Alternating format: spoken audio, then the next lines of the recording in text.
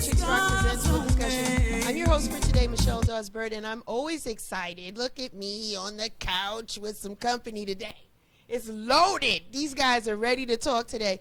Today we're going to jump into it momentarily, but thank you for all the new listeners, because every time I have guests, their fans get excited and say, "What? You're going to be on TV? Let me find out." So let me welcome all the new people that are checking out the broadcast for today. Thank you for joining us. Let me give you a little background about what Real Chicks Rock is all about. It's all about the empowerment of women, and we do it through so many different vehicles. We do it through community service. We do it through mentoring and public speaking, and we do it through this platform, which is the media, the arts, is what I really like in particular. We've been blessed to have this platform for the past 3 years. And so we're excited that we continue to bring topics and discussions that you guys want to tune in and listen to. So thank you so much for joining us this afternoon. So today's topic is healthy relationships from a male's perspective. And so this is my third iteration of this. I talked about healthy relationships with a therapist, and it was myself and Natalie, and I used myself as a guinea pig to talk about some of the things that go on between a man and a woman in a relationship and how things happen. That sparked off some ideas in my head, and then I decided to bring a few ladies in a couple of months ago and have the same kind of conversation.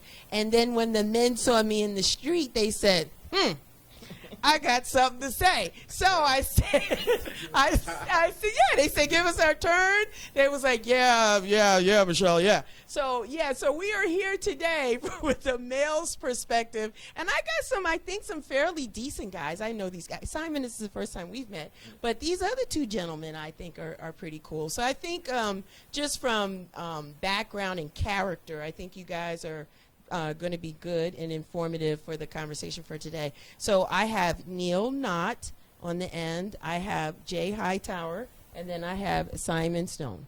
Right? Guys, right. Hello. Hey. Hi. Hey. Welcome. Yeah, you have to talk. You have to talk. So listen, I know for those that are listening, there's one in particular, and I won't call her name. Right. We all know her. So just in case anyone has any questions, feel free to call in once we get started. It's 470-251-4343. That's 470-251-4343. And I'll try to remember to say the number throughout the conversation. So welcome, guys. Thank you. Thank you for coming and joining us. I'm going to start, Neil. Just give the people a little bit of background about yourself. Okay. Number one, I'm a house head. So. Secondly, I'm a father of two. I have a son in Kennesaw State University. Wow. He's a senior. I have a daughter at Georgia College State University. She's a sophomore. Well, she's a junior. Wow. And I'm an engineer. I work for GE Appliances. So, really? So if you have any problems with your range wall oven, come talk to me. What about my washing machine? It ain't sounding too right. That's another sector. It's another department. Another sector. You can't help me with that. My washing and dryer ain't sounding too right. Do a little something for you. Put a word in for me, Neil. Help me get my washing machine together, okay? All right. Thank you. Jason. Hey, Michelle. Hi. How are you? I'm good. Tell the people a little bit about yourself, Jason. Jason Hightower, also known as JHigh. JHigh. Local artist here in Atlanta. I paint at a lot of events and do live painting, do solo shows, and a graphic designer by day. That's pretty much it about me. Is that it? Are you wearing your artwork today? I am wearing my artwork. My Nina Simone shirt here. Not bad. Yeah. Good work. Thanks for coming, Jay. Simon, hi. Hey. How are you? The engineers in the background are showing me to put the mic up. You got to hold up the mic. Yeah. How are you? I'm good. How are you? That's what's more important. Well, I'm good. First time meeting. Thank you for coming. Thank you for having me. I feel blessed to be here. Yeah. Thanks for coming. I think our circles are the same, so we know a couple of the same people. A few. So I think it was just a matter of time we probably meet. Exactly, yeah, because a few people like, how you know I'm J.H.? I was like, I haven't met her yet, but she seemed pretty cool. Well, we have a mutual friend. Her birthday's coming up, and I chimed in on her thread, and you said something too, and I was like, we know the same folks. Yeah. So the world is getting so much smaller. Yeah. I think today it was Lisa, wasn't it? Yeah, Lisa. Her birthday's coming up on the 7th. I don't believe her. I think that she's telling. That she's 50. Yeah, she's gonna be 50. Yeah. In the seat, Mr. And we're going to talk about lies and deceit when we get in this conversation. Okay. But tell Simon, tell the people a little bit about yourself. Simon Stone. I have one daughter. Okay. She's way more intelligent than I've ever hoped to be. She's sitting. She's going to technical school right now. She's building websites. She's doing amazing things that Wow. I never would have thought to do myself at the time, at that age, anyway. I've been a member of a band called Heavy Mojo for a long time. Really? More of a rock type, rock, soul, funk type deal. Okay. I've had solo projects, done production for other people. Okay. My alter ego is a IT person by trade. Ah. So if I take the cape and everything off, I What do you do for IT? right now I work in like the hospitality world. Okay. And I do just people call and say things are broken and they're really not. They just don't read a manual, Got so you. I keep a job. Got so. you. All right. Okay. Yeah. So I think we all have like passionate sides as Yes. well as other sides that we have to show up for. So That is yeah, correct. that is the same situation for me. So enough of that. I wanted the listeners to get a little insight of you guys because your phones will be ringing when we finish this conversation today. Mine already stopped. So what's your current status? Are you all single, seeing people, kind of, sort of? Well, I got a boo, but she don't really know she's my boo because I'm not really ready to give her that title. Like, what is our status, gentlemen? I'm gonna start with you, Simon. You seem like you're okay. Neil's looking a little tight on that. Yeah, I'm gonna get over there. I'm gonna get. He's looking a little tight over there. So I'll work my way. Simon, what's going on? He's sliding out of the chair. Current status. Seeing someone, Okay. life is good. You're going to have to, you need something to keep balance going in your life. Okay. You know what I mean? So it's like, at this time, it's the best thing for anybody is to have somebody that you can connect with and have discussions and things. Okay. I'm sorry, I keep moving the mic. Yeah, I'm sorry. that's all right. Yeah. Okay, so good. All right. So JHigh. I'm single and we're ready to mingle. Is Let me know that if I need to put my contact information out there. I can do that too. I can't. I'm just saying. You just put it out there. You Yeah. ready to mingle? Yeah. Okay. Yes, I am. All right. All right. So Neil, status, just having fun or just what are we doing? Nah, I'm not in it for fun. Oh, okay. I gotta lean in. Yeah, I'm not in it for fun. Okay. So, He's deep. I'm single. Yes, I'm single, okay. But I'm hoping that this one lady that I met, Okay. she turns out to be really nice. Okay. Okay. Okay. That's fair. So, believe me, we've only met once. So, Okay. this is it. So, Okay. Is it love at first? Do you believe in a connection, the first yeah, sight? Like, so I do believe in chemistry. I Okay. do believe in chemistry. I do believe that people meet each other and whatever happens, it comes forth.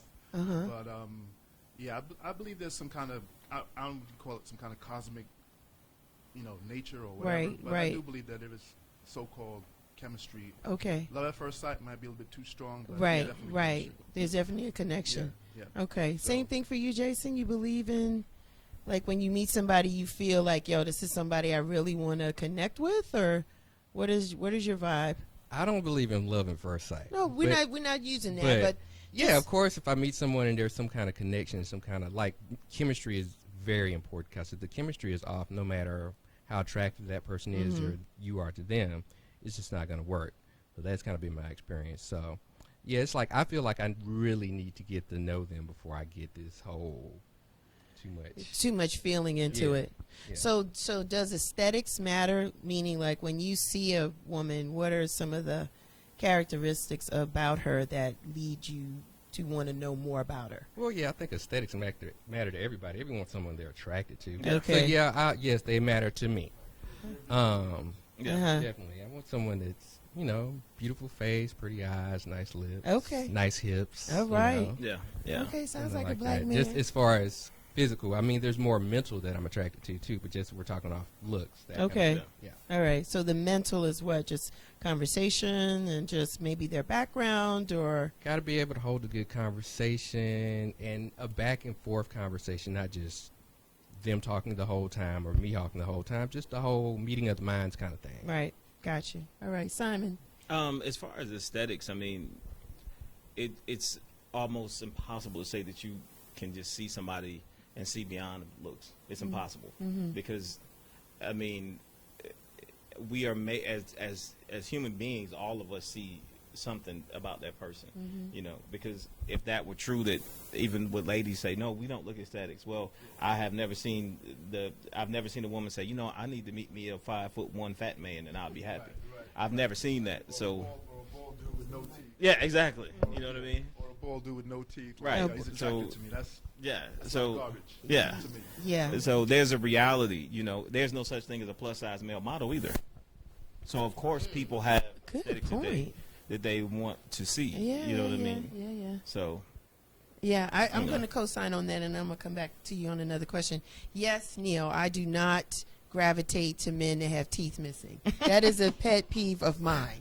That is just my I'm checking dental records. Word up. Like I got the gap tooth, right? That's fine, but I'm talking about like just hygiene and things like that. Like if there's a lot of teeth missing, like I'm totally not interested. Because it's a health requirement. Thank you. Yeah. Thank you. Yeah, Thank you. You see somebody and you know you're attracted to their outer beauty. Thank whatever, you.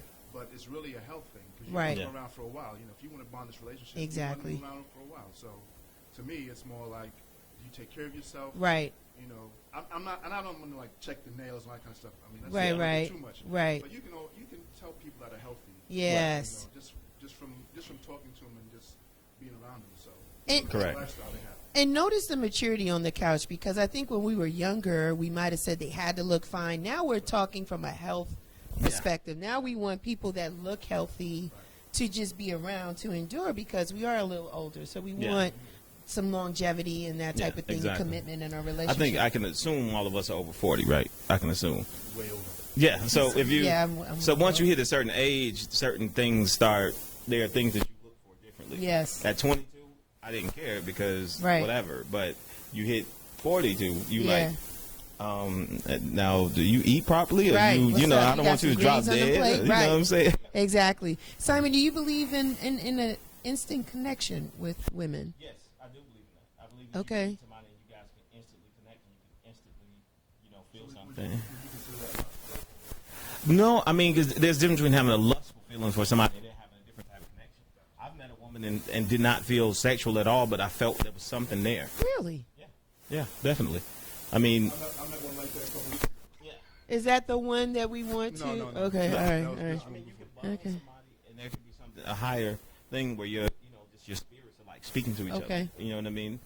And so it's like, it's not always the sexual thing. Okay. You Say know, that again. Say It's that not part always again. the sexual thing. I think that's one of the top, as we discuss Yes. this thing with, what we're going to discuss today. That's one of the things that in a certain age group, you do move away Right. from that. And again, you're talking to somebody 22, yes, it's going to be like, ooh, I want to tap out. But then Right. at 42, you like, wow, I wonder how she, what she'll be like. Mm-hmm. Because we passed the age where we can just have one night stands and things of that nature. Now you Mm-hmm. want the next woman you to be with. You're hoping that's going to be the woman you spend your life with. You really don't want to just keep dating and dating it. Well, It ain't cool to be the old man dating. Well, no there's more. still serial daters, right? There's Oh, still yeah. there's still men that feel that they're not financially ready to settle down in a marriage situation, or they feel like they may not have enough to offer, but they don't want to be alone. They don't want to be by themselves, so they'll continually date women. Yeah. And they'll they'll commit to the one woman Right. until maybe that expires, because a woman is always going to want to understand what's the next level or where is this going, the infamous where is this going question. And if he doesn't really have a good idea of where this is going due to finances or emotional hang-ups or whatever's going on, that relationship will expire, and then he Exactly. resets, and then he goes and he gets someone else. I know someone in particular, that's why I'm saying that. Neil, I'm going to ask you this. What are the things that you look for in a partner? Because, again, you're not out here just dating to be dating. So what are some of the characteristics that you like about, you'd like to see in a woman that you're involved in? Well, so I don't like needy women. Okay. Number one. Okay. Needy and nagging, or like yeah, no? not even that. Just like Just the needy. Yeah, just really needy. Like people that I'm attracted to, Uh-huh. they have this attitude that it's they don't need you in your life. Okay. Right? Those are the Okay. people I'm attracted to because it's almost like you feel privileged to be next to them. Okay. Okay. If you're a needy woman that's like, oh, I need a man in my life, or et cetera, that's me. As soon as I hear that, I hit. You beeline. I'm like the You road out. runner. I'm out. I'm like the road runner. I'm out. Because it becomes like,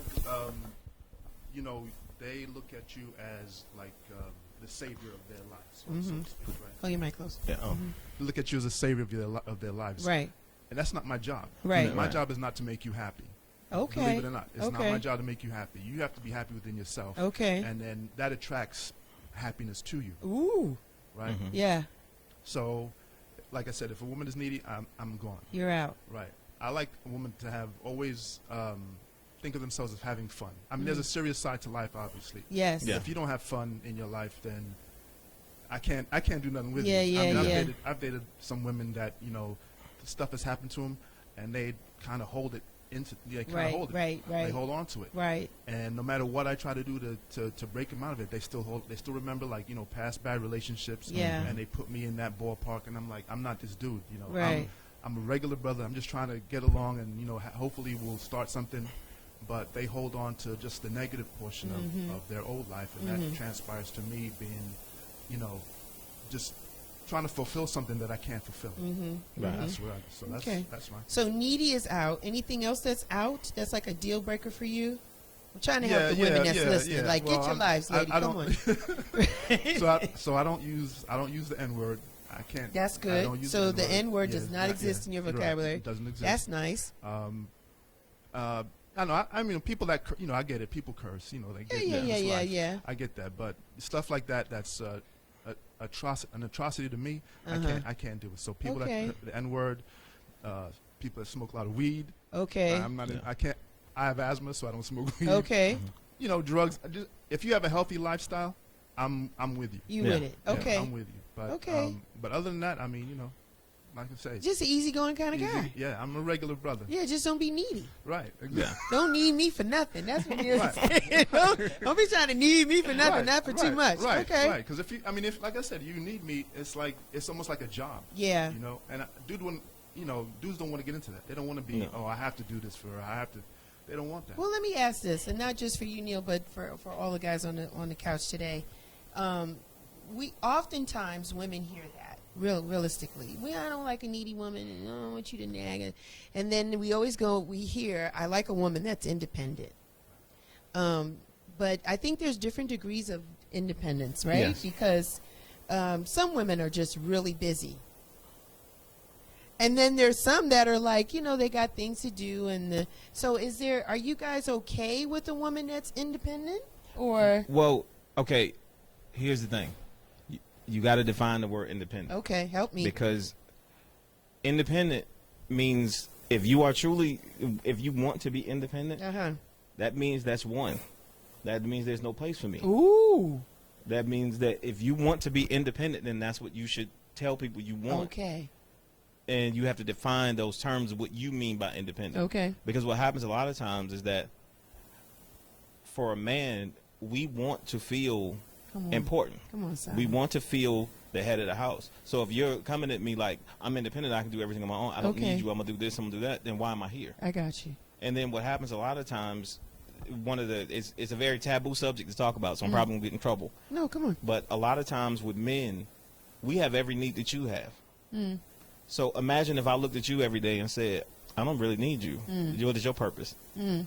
That's going to affect you after a while. Yeah, it does. When a woman is looking at a man constantly saying, I'm independent, I don't really need a man, I don't need no man, how do you think it's going to affect him? Yeah, it does. Now, in a way, you're saying it, you may be just saying that I have made it on my own to this point. Mhm. You may even be saying that I've always had to make my own way. Thank you. Thank you. But in translation, you telling me I'm not necessary in your life. So what do you think is the next step that's going to happen? Mm. You know, So how should an independent woman present themselves? We're going to use us as an example, okay? No Right. disrespect to the lady you're seeing. Just an example. no disrespect. Right. Okay, here we go. So now you meet me. I'm doing all these things. Right. This, that, the third. Mhm. Single mom.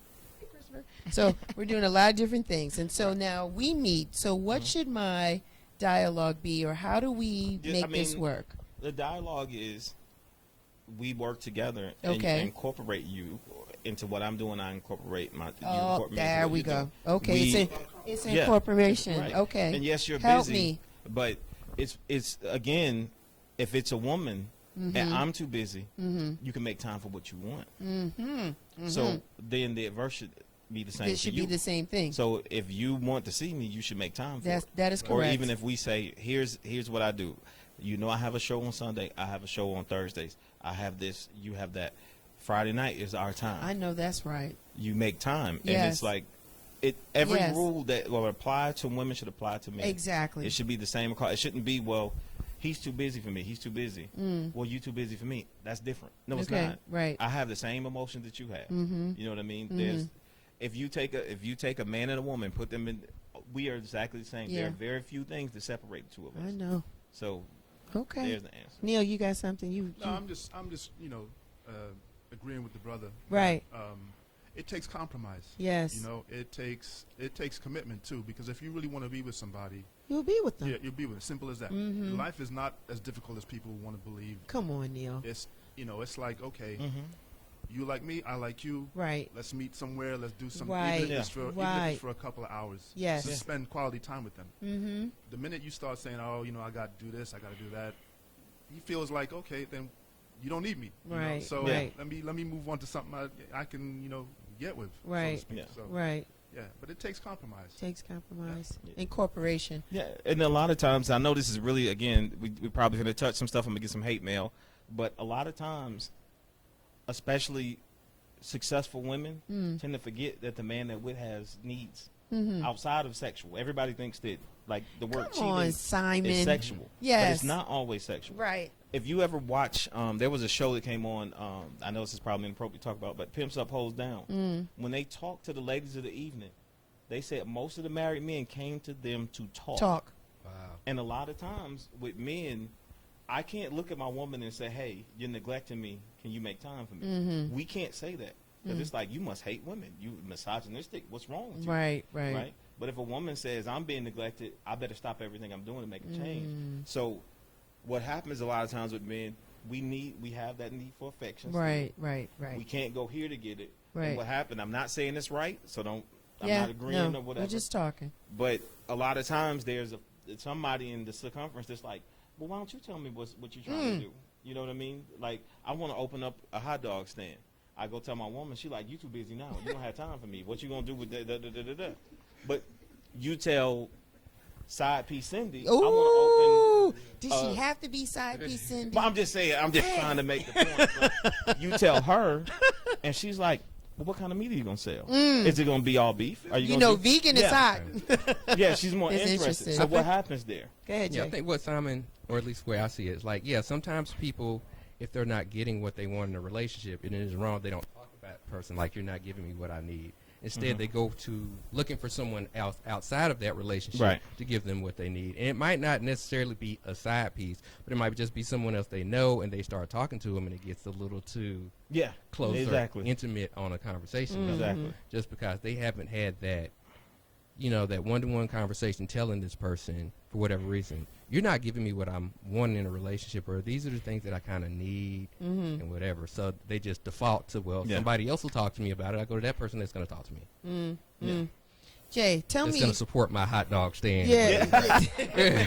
Jay, tell me about the characteristics that you look for in a lady.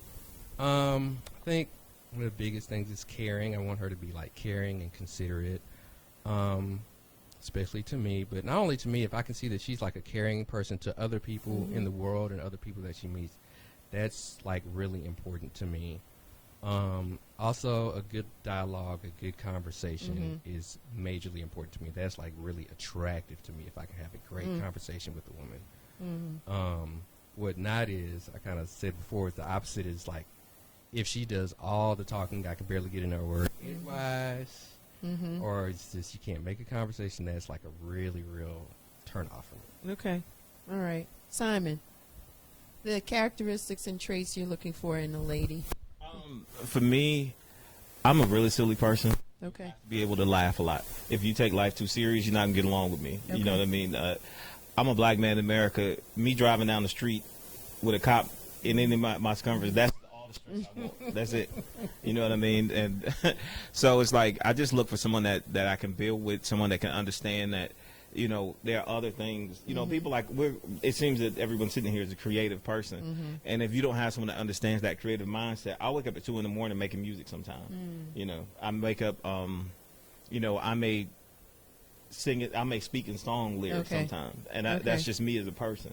And a person would have to understand a creative mind to be around me, to even be able to put up with me, because I'm pretty sure that's pretty odd, but you know, it's who I am. So you know, I need them to understand that and give me feed me things to be creative with. So, Right. Okay. Yeah, because I think really it's, you know, women think men are monolithic in a way, because it's like, oh, you know, they see a pretty lady, they automatically assume, oh, we like the body, like everything. Let's just go at it. Yeah. Men aren't like that. No. I mean, What? Yeah, exactly. What? Right. So men aren't like that. Men are feeling too. You know, just as much as women are. Men are feeling too. Really? And yeah, and so for me, it's like, oh, you know, you must like that. And I'm like, nah, because it's got to be more than just a body. It's got to be more than just a being. It's got to be. You have to have a sense about yourself. Okay. You have to have a fun. To me, you have to have a fun attitude. Yeah. Like, you can't take life so seriously that, you know, everything is like So intense. Yeah. It can't be. You got to enjoy life, because you only got one. That's true. So, you know, that's what I go for. I guess it's difficult for us as women to understand that and translate that all the time, because oftentimes, and I seen it on Friday night. Oftentimes you could be having a conversation with a guy, whether the guy's with you or not, doesn't matter. Talking to a male, whatever. And a woman will walk in the room and she's bad. Period. There's something about her that draws the entire attention on her. We'll look, but that don't mean we got to play. Okay, say that, Yeah, because right. we Look. as women, we don't always understand that. Because look, if you're heterosexual, you're gonna look. Yeah, there's no way around that. No. Oh. You're gonna look. Yeah, you're gonna look. Yeah, Right. yeah. Okay. That Like, don't mean I got to entertain. That mean Ooh. I can look and just say, okay, you know what? All right, cool. Yeah, yeah. and Okay. I mean, come on, Simon. realistically, you're an attractive woman. Yeah. You get looked at. You walk in somewhere, you the baddest woman in the room. Somewhere you have been. Well, thank you. You know what I'm saying? So that's is but at the same time, you have been sitting with your girls, and a man walked in the room, and y'all were like, Yeah, we tea. Exactly. We kiki. Yeah, we So do. I mean, it goes It goes both ways. Nature. It goes both ways. You know? Yeah. But I think a lot of times women misunderstand, you know, to Neil's point, we take that as immediately, and that's our insecurity speaking out, right? Because immediately we jump on the defensive. We say, oh, that's what you like. That's the kind of woman you like. Yeah, And that that's not doesn't the mean, case. That's just a look. That could be.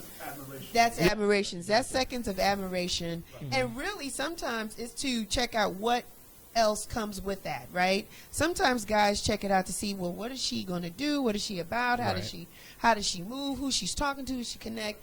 To say whether or not is this somebody I would want to or not. When you see me on a Friday or a Saturday night, Yeah, come on, Neil. I'm usually on the wall. Yeah, you right? are with a drink, with a beer or something. Right, Yeah, So mind I'm your business. Right, exactly. Yeah. So I observe. Yeah, more you than do. I observe You do. way more. So when I observe people that come in, I'm like, okay, and I give it time. You know, I give it time. You gotta Let- give let it the whole- time. Right, let the place settle, Yeah, and like you say, see what she's about. And, See? then, and I come on, I'll offer some kind of funny line or whatever, you know, and if she gets it, she gets it.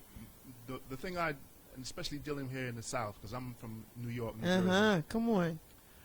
Southern women don't get my humor, and it's like no matter how I try to like say it's a joke, they jump at me because I'm like, how could you say such a thing? It's real harsh and real, you know. Right, I'm like, right. It's a joke. I'm New York. It's a Right. joke. Yeah. And they automatically say, okay, nope, snip, snip. That's it. I'm like, Yeah. okay, you know, I'm not gonna stop being me just for the sake of pleasing you. So Yeah. for me, it's like if you don't like my harsh jokes, all well and good. Okay. It's sarah. All right. Jace, what you got? Same thing for the lady? But just Just when somebody comes in that's really bad, what's your response typically? I mean, if somebody comes in really bad, everybody's gonna look. Stevie Wonder's gonna look if somebody bad comes in. Somebody take Jason out of here. Somebody cut his mic off. Yeah, cut his mic off. And back to what Simon said, I've seen you walk into a room and people stop and look too. Well, thank But, you. I'm not saying that. But yeah, you're gonna look. You're gonna be like, "Wow, who's that?" She got on. But we realize, I think, especially men our age, we realize that there's something deeper than that. It's something deeper than just the physical. So it's like we would want to know what this person is about and talk to after the initial shock of, oh, this gorgeous person walked into the room. Mm-hmm. I'm gonna ask this question. Go ahead, Simon. You got something? I'm going to ask this question. With the job market, right, most women are pursuing a career, right? So they're tending to advance in corporate America, maybe even in their entrepreneur area. So they're, financially they're okay. And some are more than okay. Are you gentlemen intimidated by that? And if you're not, what would you say to the men that are? I am not. So if she makes more money is not necessarily more problems. Yeah, that's cool with me. We can do more stuff. You got more money. I ain't got to cut so much out of my pocket. Please. Somebody cut his mic off. No, 'cause I've dated women that were needy before, like, to a fault. And so, yeah, I'd much rather be with someone that she's financially stable. She's got her responsibilities, everything going together. Yeah, that's a great thing. There was no reason to be intimidated by that. I think the only guys that are intimidated by that kind of thing are guys that want to control women. And that's one way that they would control them is through their money. Ooh. It's like, okay, you can't go do this because you got to wait for me to give you some money or whatever, or you don't do this, or this is my house. Ooh. But so to me, that's a real insecurity in a guy that has a problem with a woman that makes more money than him. For me, it's a asset. It's a plus all the way.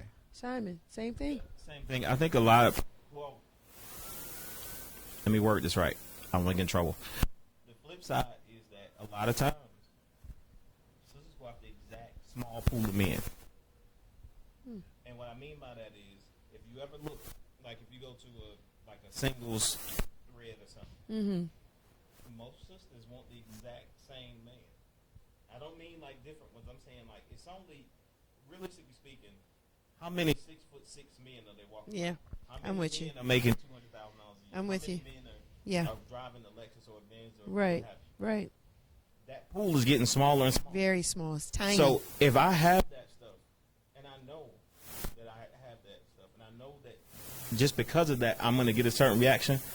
I don't want you to be able to question anything I do. I want to be able to do whatever I want to do. You can't tell me. So if you come to me and you're like, "Hey, I want you to do X, Y, and Z," he's going to be like, "No, you're going to do what I want you to do." Now, if you're financially set and you are secure within yourself, you're going to be like, "I'm not going to deal with him because he does X, Y, and Z." Right. But a woman that's not that secure, she will stick around and say, "Well, I'm going to deal with it because he has all these attributes that I want." And he knows that pool is small, so he knows he can assert that type of behavior. Yeah, so he can do what he wants. Yeah. So. But it doesn't bother you if a woman makes more money. Why would it? Okay. Because again, that's that individual. If she has it, then it's my job to either meet her and match or do better if we're going to be together. So that's more of a challenge. Like if she's an entrepreneur and I'm not doing anything of that nature, maybe I should. So she and I can be a power couple together. Lift me up so I can get there. Show me the way to do it. Love the words today on this couch. Neil, what do you say? I'm not saying I agree with disagree with either of you guys, but to me, it shouldn't be about money. Okay. It really shouldn't be. If you're, marginally successful, I don't care. If a woman makes $200,000-$300,000, I really don't care about money. I don't care about anything materialistic. Life ain't about materialism. It's about enjoying someone's being. Someone that you can share a relationship with. It's not about I can get the Lexus, I can get Benz, blah blah. Believe me, in a past life, I had all that crap. Sorry, I had all that stuff. You're fine. And it didn't do nothing for me. Right. It was like so to use money as a tool. To me, it's the wrong vibe you're sending out to people. Yeah. It's the wrong vibe that people are, coming to you. You drive a nice car. This one woman I went on a date with, she was like, I said, so I would take her out, like, theater, play, whatever. And I'm like, hey, okay, she was enjoying my company. And I said, okay, well, how about you think of the next date? To this day, this you woman hasn't called me. To this day, she ain't called me back. You waiting. So no, I'm not waiting. So I didn't wait. So what happened was, so I called. I said, I thought you planned. She goes, yeah, I was thinking about the car show, and I said, well, first, I don't like cars. I'm not into cars. I'm not into material stuff. And she goes, oh, okay. To this day, like I said, never came back. And I said, I enjoy movies. I enjoy theater. The stuff I take you to, you enjoy them. Mm-hmm. And to me, it was like she was just every date was like, okay, how much money I'm gonna spend on her or whatever. Sooner or later, I got wind of it, and I was like, this is shallow. And I said, and she was, short, like she was like 4 foot something. I mean, not even high, but but she was like, and she drove, I don't know what she drove, some giant Lexus car or whatever. And she was always talking about, I'm a financial, blah, blah, blah. And it was a thing where she put her importance about her job and what she does was more than her. It was like, so when I asked her, I said, so, what do you do? Or, what do you like? She couldn't answer it. But when I said, she was always asking me about, the homeowners subdivision, blah, blah, blah, blah, blah. And I'm like, I couldn't care about that. Right. You give me you, not what, not. I could tell people I'm an engineer for forever. Yeah. And they're going to say, oh, you're an engineer. Blah, blah. I have a friend of mine who's like, oh, man, you should use that line on every woman you meet. And I said, that's the kind of shallow thinking that's going to make out who I am today. so Exactly. Yeah, so I'm like, I don't go by that. Because, like I said, I don't use money as a tool. It's compensation for what I do. Yes. But other than that, that's it. I live my life peacefully. Yeah. And that's how I intend to always. You're always smiling, Neil. Yeah. Jay? I'm not drinking, I'm smiling. Yeah, that is true. Or dancing, you're a little two-step. Let me ask this. So with that being the case financially, is there an expectation that women should take you out and offer to buy you dinner or pick up the check when you go out? Yeah, what say you? Neil, he got something to say. Oh, hell yes. Oh, hell yes. Golly. Oh, hell. He said, yeah, come through. What? Yeah, yes. Because, I'm going to tell you, single life, you spend a grip load of money. You spend a grip load of money. Yes. And it's like, I'm the kind of person, I'll do stuff for you. Yes. I'm a pleaser, like that way. Okay. But, it's like, I want to know if I'm a priority for you. So the way I feel I'm a priority for you is, you don't got like, if I give you like a car, I'm just hypothetical. Right. And you give me a lollipop, that's the equivalent to me. Believe it or not, that's equivalent to me. It doesn't have to be anything big. My point. Mm-hmm. It could be, hey, here's a piece of gum. Sharing is what's important. Okay. And a lot of women is like, no, it all comes in. Nothing goes out. Ooh. But every bit of like, I take people, different places around the city. Yeah. Maybe in Chattanooga, and it's all okay. State lines. Yeah. Well, it's like, but it's all about. It's all about you. But but it's all about me imparting stuff on them, imprinting stuff on them. Right. But they never seem to want to imprint stuff on me. It's like, oh, I want to learn from you, and I'm like, okay, great. Well, it's a two-way street. I got to learn from you also, and that. Very rarely happens or never happens. Really, very rarely. Rarely I'm happens. talking, very rarely. Same. And he brings up something that's very problematic because a lot of times you give, and it's like, okay. And again, I'm purposely leaving out the sexual part. We're giving, okay, take me here. Okay, we went there. I want to go see this. Okay, we go see that. It's like. What about you? Yeah, it's like. What about you?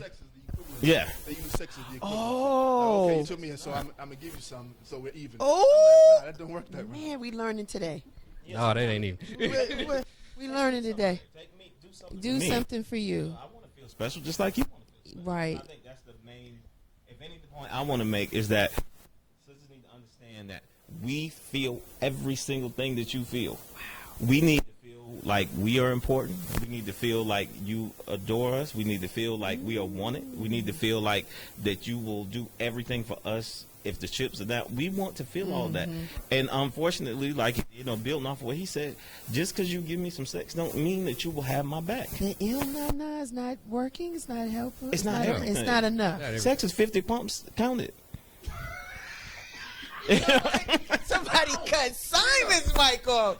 Woo! I mean, all jokes aside. Word up. Because if you don't love the person, then it's not. He said 50 It's pumps. empty. Dudes, count them. Like 50 Because pumps. if you don't care about the person you're with, you're not getting anything out. I'm at least good for 10 minutes. You know what I'm saying? Say good for 10. But I'm just Oh saying, my if God. you don't care about the person, you're not doing anything. Yeah. If there's no emotional Yeah. attachment to it, I mean, yeah, you get something out of it at the end as Yeah. far as the orgasmic pleasure, whatever. Yeah. But realistically speaking, I can get that anywhere. But almost. is that the intent? Are we having these conversations initially when we meet people? Because oftentimes, and I'm coming back to you, Jay, in a second. Oftentimes we're on the outside, we're looking in, right? And the relationship between a man and a woman is not working out. And then the man may express why. The woman is needy. She only wants me for money. She doesn't give me the respect that I need as a man. Right. She ain't got my back.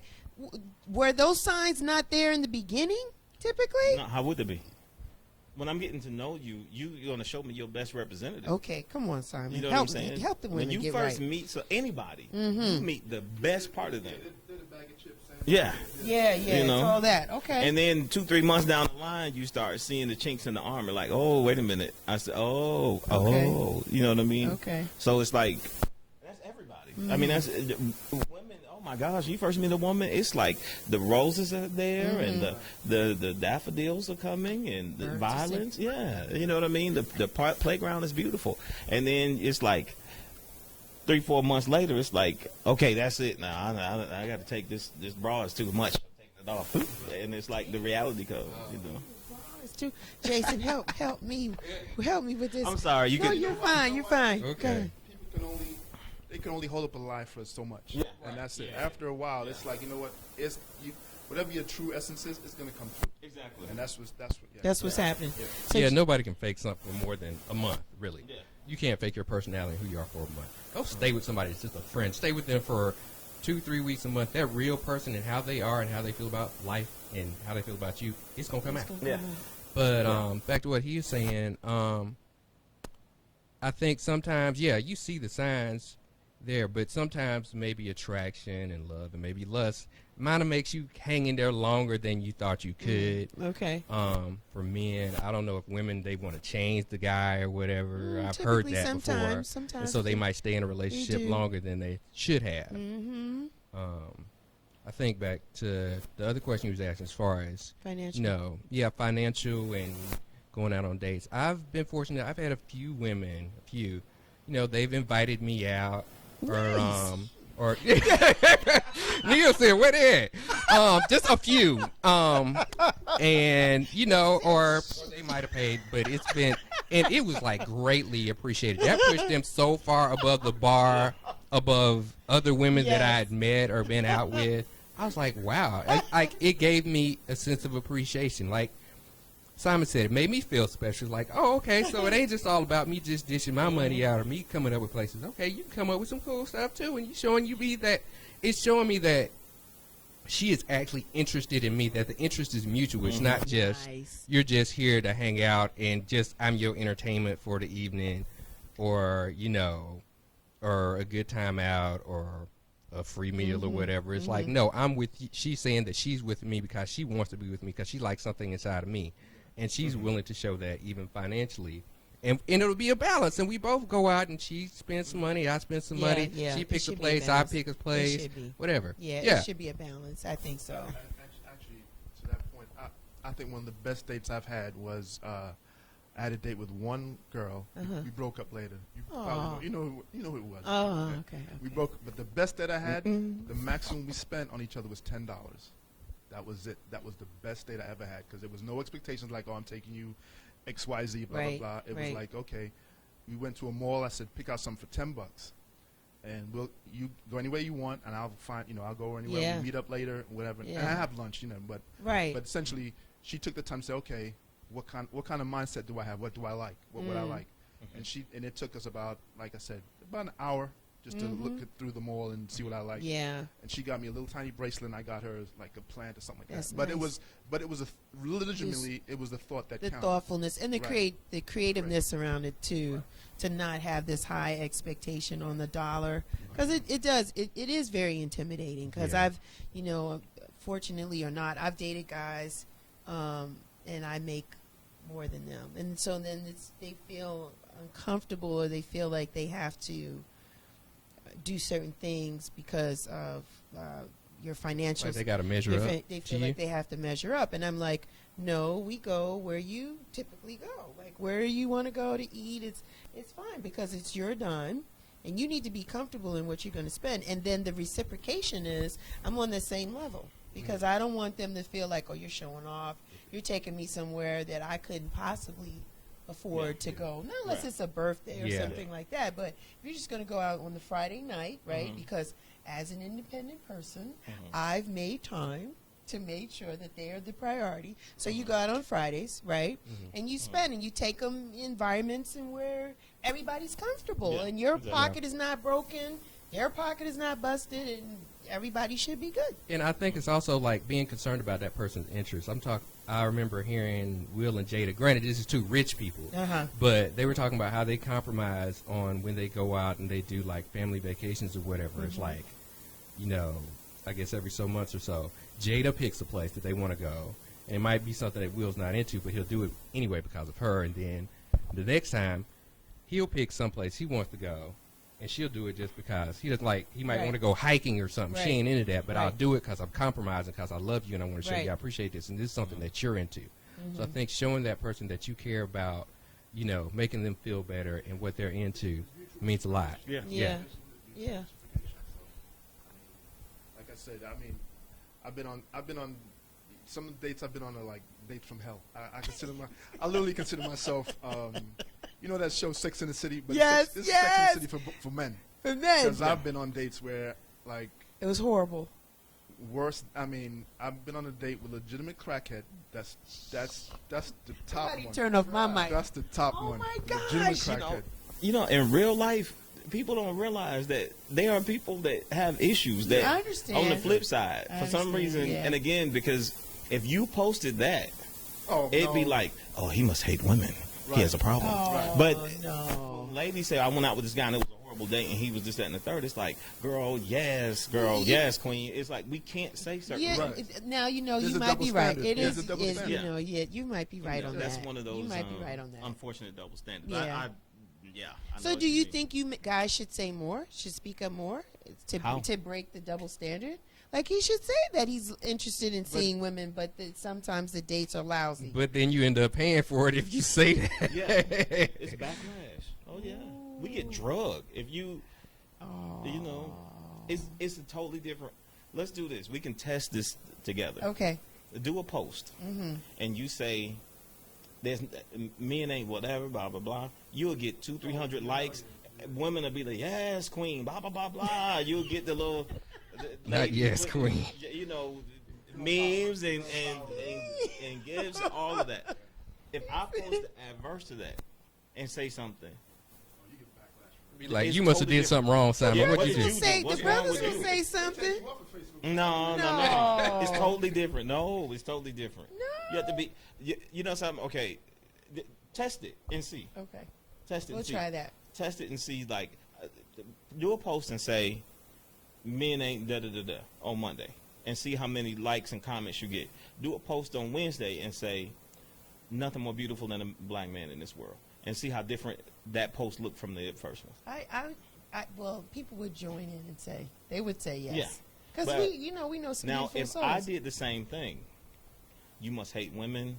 You're being a misogynistic. Oh man. You're the toxic man. You're a toxic So male. so how do we bridge? How do we get that out of here? Like, how do we get that mindset out? Because that's really the purpose of this conversation, is to help bring down the stereotypes and the walls Well, between men and women, because we really want to be together, right? Yeah. We really do. Right. I'm gonna say one thing, and then I'm gonna say one thing. understanding from a male standpoint, especially black males, we are somewhat emotionally crippled from childhood. Okay. One of the first things that every man, I don't care, all of us will say this, every man watching this, one of the first things we told as children, don't act like a punk. Don't cry like a little girl. That's emotionally stunting me, because now I equate showing certain types of emotion to being a punk, to acting like a little girl, which in certain, depending on where you're brought up, that's the worst thing somebody can say to you. So now I'm taught to hold emotions in and not to show it. So now as an adult, you know, I'm stifling everything that I feel, which is causing, you know, trauma within itself to have to hold all that in. So that's one of the first things we need to eliminate. Okay. But I'm sure they have some deeper stuff. So I think my major concern, well, my major thing would be, people have a mindset of survival. Okay. Right? Yes. And even in a relationship where you have, you know, male and female, if they got rid of that attitude of, you know, it's either I'm the one on top, you know, you're the one on the bottom. If they got rid of that and made it out of pure love, just like, you know what, teamwork is, you know, make the dream work, right? Right. Or just support. But if you come from a place of survival, like, I gotta get mine, I don't care about my partner. That's what I think is one of the biggest things that's stifling black couples. Okay. One always got to be on top. One's got to be the driver. It shouldn't be that way. It should come out of love. We don't come in there as an equal. Right. It should be. You come out of it. You come in there with a sense of survival. Like, no matter what, you know, my wife, whatever, I got to be the one on top. Or, wow. You know, that's where it's gonna. That's what's the P for me. So. Go ahead. I think just as far as men, it's like, if we share our feelings and things that are going wrong or problems, sometimes women view that as a weakness. And they don't want, you know, they don't want a man that's weak. You want him strong, he's confident, he's all of this, stereotypical, some will actually even say cocky. But it's like, okay, he's told me all these problems, and he's going through a hard time, and he's crying, he's whatever. And it's like, no, they don't want a guy that's like that. That's not attractive to most women. So it's like, so it kind of holds us back from sharing certain things, because we don't want to be viewed by that woman or other women as weak. We want to, and we want to be, you know, show ourselves as strong too, and as, you know, that we can carry you and take care of things. But basically, that's it. Yeah. It's been a long time since you heard somebody say they want a man with sensitivity. Ralph ain't had a hit in a while. You know? Ooh, when was that, in the 90s? Yeah. Why is Simon's mic still on? That's what I'm trying to figure out, like, right now. Like, why is this guy still on this couch? You said Ralph has not had a hit in a long time. That was his only hit. That's true. And that is true. That is true. R. Kelly got hits. Yeah, right.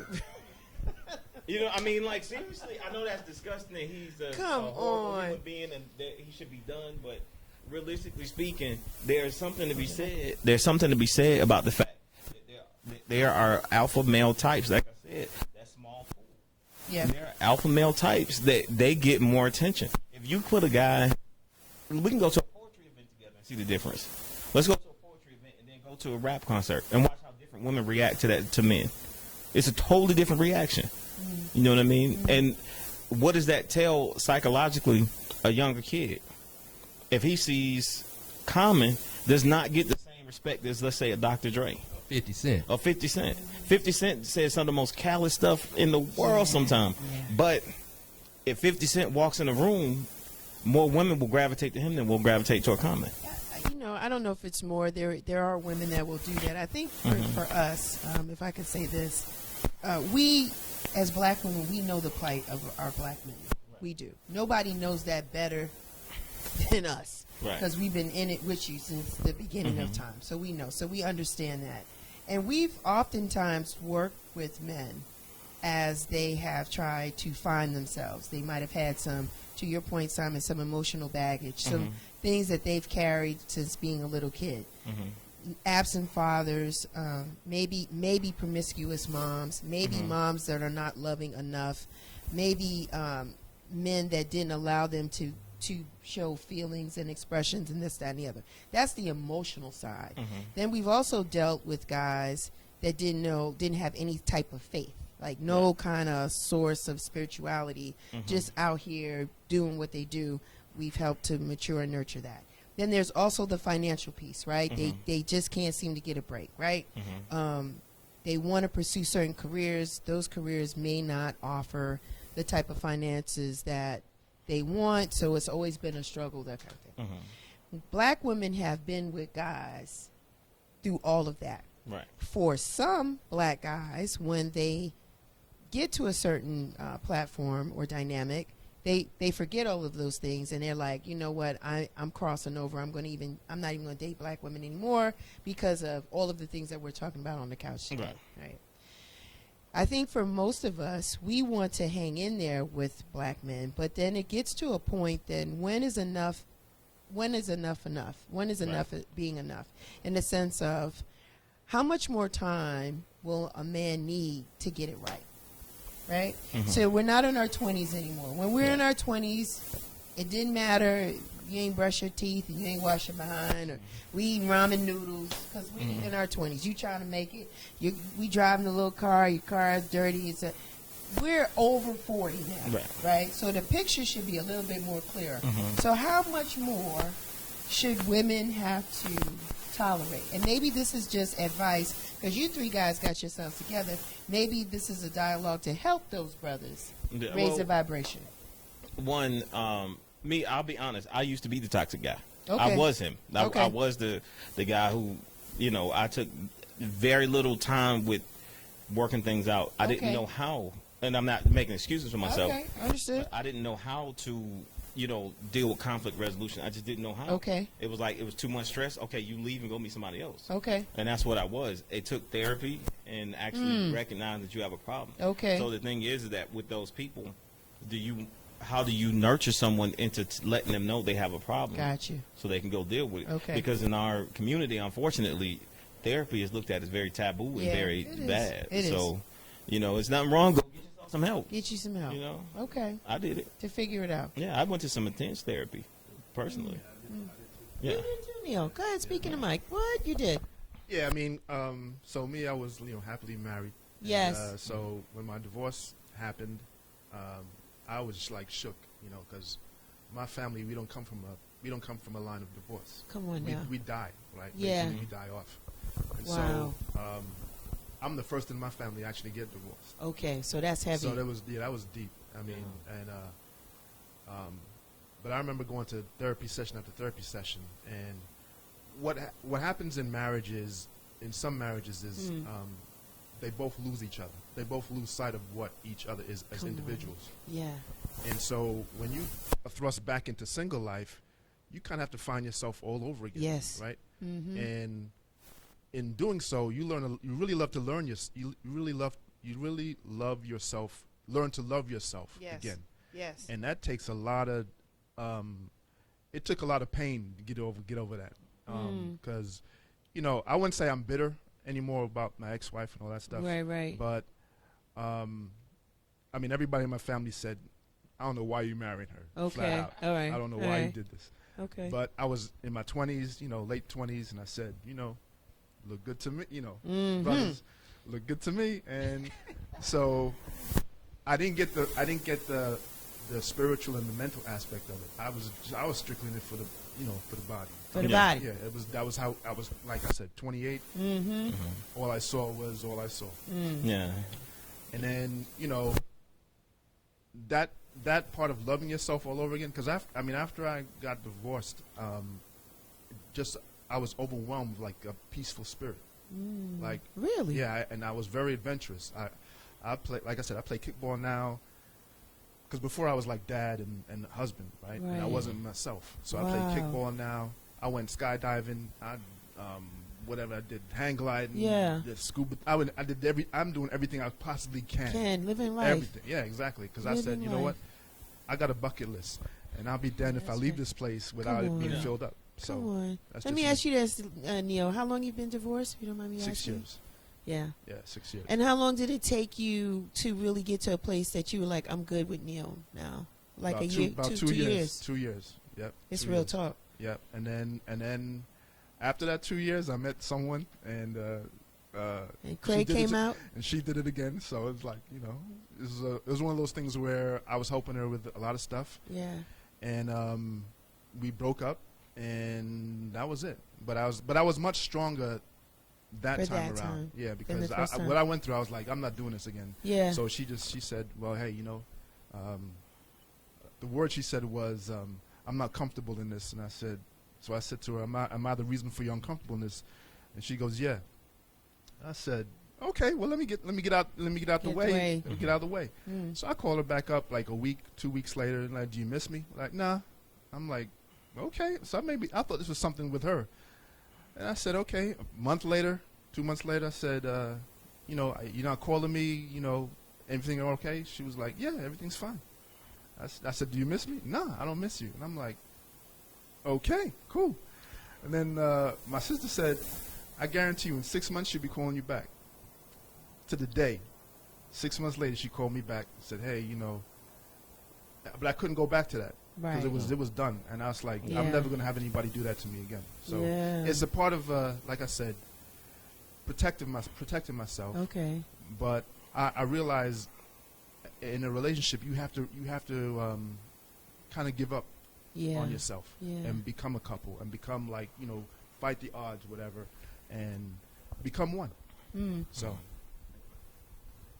I'm coming back to Neil. Give him that mic. Let me give Neil that mic. Neil, how long were you married? 17 years. That's a long time. Yeah, 2 kids. And that's almost 2 decades. Right, and I don't have you know 3 kids over here. One no, kid right. Family, you did the thing. You did it. Right. I try to live my life the right way, you know, because as my parents, they taught me how to do that. Right. So for me, it was more or less just me being a mirror of what my parents taught me. Wow. And I mean, I can tell on Sundays after church, my mom and dad would come home, sit at the end of the table. My mom cursed the hell out of my dad, and my dad would be like, yeah, love you to death too. There's the food, you know. It was that kind of thing, but it was all in love. Right. Kid you not, it was all in love. I mean, we used to like, you know, just be around the table, Sunday dinner, you know, full packed up. And my mom always respected my dad, and my dad same thing. My dad always respected my mom. It was mutual, and they knew they were in it for the long haul. It wasn't like, oh, you know, something pops off, I'm out. It wasn't like that. Yeah. Everybody had, you know, adversity, whatever, but they realized just from family, because West Indian background, you know. He's looking at me because he right. West Indian background. It's like, you know, we go through the dirt for you. Yeah. And so that's what it was. Yeah. And that's how I grew up. And then you know. But the divorce, you know, I want to talk about the divorce just a little bit because it is painful. You've been married and divorced as well. So thank you. So basically, this is going to help some guys that are thinking about it, that are experiencing it, trying to understand. It is you got to reset yourself. Correct. It's a resetting. Because you've spent so much time and energy becoming one, the two become one. Right. Then when you're not this pair, you feel like there's something missing. Right. But yet there's still an opportunity to do the things that you always wanted to do but couldn't do because you was with the wrong. Wasn't quite the right person. I don't want to say the wrong person, but wasn't quite the right person, right? You have the beautiful children and that kind of thing, but it was like you weren't the real you. Right. And you feel like there were parts of you that you had to suppress and kind of like, that's too much, like that Bronx stuff is too much. Everybody can't everybody can't handle that Bronx, and then you put it in the shelf, and now you're in a space now that you can be anybody you want to be. Yeah, which is the full you. Full you. Right. Because with me, when I was married, my band was just starting. Yeah. And my ex-wife hated it. Yeah. Like, hated it. Yeah. We actually have a song. One of our songs. I said, I remember you came to every show and cheated in November. You were like, it's just too many holes in here. Like, that's something that actually happened. Yeah. I'm sorry. Did I mess up again? I'm messing up everything. I'm so sorry, Michelle. I'm sorry. But. I'm so sorry, but it's fine. It's just I'm so sorry. Your punchlines are really good. I'm sorry, but she hated it with a passion. Okay. I mean, like even once we were well divorced, that was the first thing. Well, if you weren't across the country being Mr. Mojo, our family would probably be doing such and such. Okay. You know, like, and until she married her current husband, you know, I used to catch it. You know, I remember we were on television one time. So she left you alone after she stopped bugging you after she married her. Oh yeah, since she got married, we like best friends now. It's like best, you know what I'm saying? Well, it's just truth. I mean, we cool. Matter of fact, I'm cool with her husband. But she hated everything about, and it was just a weird thing where every time she showed up, something would happen with the band. You know, like some girl. Yeah, it would be like some girl would get half naked and dance around or something. She'd be like, "See, you see what I mean? See," or she would see like some other band guy get high or something. Like, is that not drugs? What is happening here? Yeah. So it was like, but had I stayed married, I would have never. I've seen the world doing music. I mean, like, I have literally seen the world. I have been to every state in the United States doing music. Wow. So had I stayed married, would I have been able to do that? Would I have resentment toward her if I had stayed married? So it's like, overall for me, unfortunately, like the opposite of him, my family, I saw a lot of divorce. So I didn't feel any, my pain was more like, what's wrong that I couldn't make this work? Right. What could I have done different? Right. You know what I mean? Because I'm like, now I'm just another, you know, I'm just another person in the cycle. Yeah. Can I ask a question? Sure. Because I'm a single guy, never been married. So my question is, as I know y'all have been married before and divorced, so do you have to give up part of yourself to be married, to be in a relationship? Do you have to I don't think who so. you are? No, you shouldn't. The answer, If you're married to the right person, the answer is you shouldn't. And I think oftentimes, to say what Simon is saying, and Neil, you shouldn't, but oftentimes we end up doing that because maybe we didn't marry the right person. Yeah. When you marry the right person, you don't have to change anything about yourself. And I think it sounds like the three of us are not bitter. I think we're better because I think we owned our piece in why it didn't work, and we worked on ourselves. So now we're effervescent. Like, if somebody catches now, ooh, I'm it's trying gonna to be be glowing. woo, man. Somebody catches now, it's like, man, you know what I mean? Good times had by all, because I think, and it's the maturity thing too, right? It's growing up, you growing up, because our viewpoints are different, and things that are important to us, it's different now than it was even 10 years ago. Yeah. Or even definitely 20 years ago. So no, if you feel you have to give up any piece of yourself to be with somebody, run. That's not the person that you need to be with. They need to be able to handle every aspect of Jay. Yeah. There's a JHigh, and then there's a Jason, right? There's different degrees. There's Jason when he's with his family. There's Jason when he's with his boys. There's Jason when he's with his female friends. Like, she has to be comfortable with every side of you. Your creative side, when you're working, when you're not working. And that is hard. And it's very hard. Because, like, somebody like you, with your creativity, it tends to be more women in the circumference of what you're doing. I mean, I've had a similar experience to you. I put on shows, and I like do live art, and and some woman that I'm dating or someone that likes me comes. But yeah, there's gonna be women there that are attracted to me, and they're gonna flirt. That don't mean I'm flirting back with them or whatever. But yeah, I've had somebody have a problem with that because another woman just wanted to come up and say hi and talk, and I'm gonna greet all the people that come to my show, male, female, whoever. So yeah, there's that. Yeah. And that's for a person that doesn't have the security level, it's devastating. Security. Yeah. You know what I mean? Because if there's an insecurity there, that's gonna definitely get triggered. Because, like I mean, I've come to, I've even performed with you before. Yeah, you know right. Yeah, you've done the show with me. Yeah, it's awesome. Yeah. So when you're there, it's like you may have 10 women that are looking like, that is incredible. The very thing that woman loves about you become the thing that she hates. Like, everybody knows he's an excellent artist. I can't stand it. You know what I mean? Like, why can't the enemy now? Yeah, it's like, why can't you just be a regular guy? Because I've gone to play other events that I wouldn't even perform and be like, Jason, everybody knows you here. And I'm like, I brought a date. I was like, yeah, I know these people. They my friends and whatever. It's like, but she kind of had a problem with it. Yeah. I'm like, okay. Let me ask this question: is it a requirement that the next woman you possibly marry, I mean, seriously, have like some serious thoughts about? Do you guys need to be like best friends? Yes. Yeah, I hope so. Yes. Well, some men don't like that. Some men are like, I had one guy tell me, I'll never give you a pound. Because I always do this. He was like, I'll never do that. I was like, well, what's wrong with doing that? Like, I don't know. But it's like, I felt like maybe there was a line drawn in the sense that we never gonna be homies. Like, we never gonna be. But you need that. I don't know about you, but that's confusing me. I don't know how to answer that. He's an ex. Right. But I'm just saying that's what he had said. Right, so I want to chime in on this. Help me. Okay, so, not excusing myself. Okay, so, there's people that know me as Craig. You gonna get to the story now? Okay, yeah, pound first. Come on, Craig. There's people that know me as Craig, Yes. and people that know me as Neil. Yes. So, the people that know me as Craig, I emotionally don't want to get in touch with them. It's more like I'm just using you for What I need. right. Come through. Right. Come on now. But the people that know me as Neil, Yes.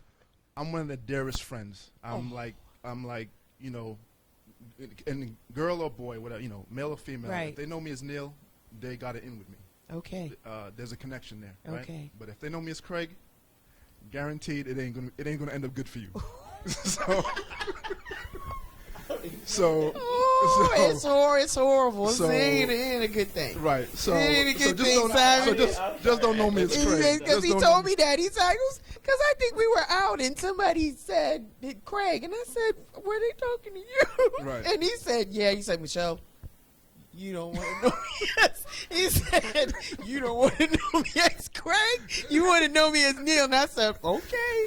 I said, and I carried on, and I'm like, No, yeah, it's, I'm telling it's- you. it's not gonna end up like well for you. something else I'm trying to tell you. Yeah. So, I didn't know you could do that.